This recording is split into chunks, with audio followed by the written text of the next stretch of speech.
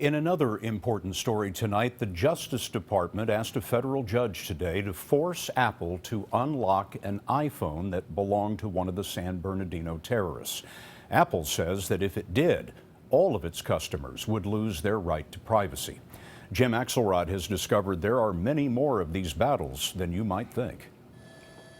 The battle over access to the San Bernardino shooter's cell phone is far from an isolated case.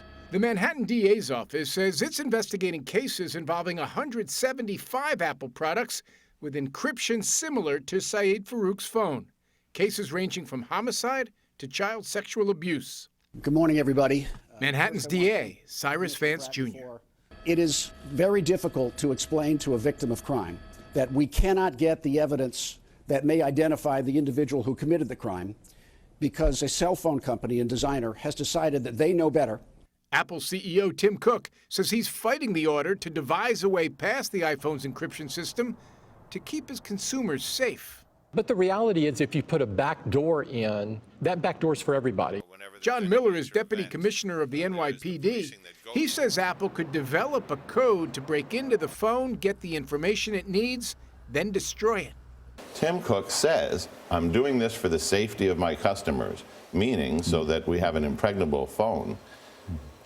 I have to ask, how many people who died on the floor in San Bernardino or in Paris had iPhones in their pockets as they were being killed by the terrorists? They are Tim Cook's customers, too. Today, a senior Apple executive told CBS News if we break this phone at 8 a.m., destroy the code, then at 10 a.m., we get another subpoena. But why is Apple's cooperation necessary at all? Mike Morell is the former number 2 at the CIA. Isn't there somebody who currently works for the CIA or the NSA who could do what the government wants Apple to do? There's been so much advance in the last year, 18 months, in the ability to protect information in these kind of devices that the government has simply fallen behind in its capabilities. The next chapter in the legal battle in this case will unfold March 22nd. That is when a judge will hear arguments from both sides in a federal court in California. Jim, thanks very much.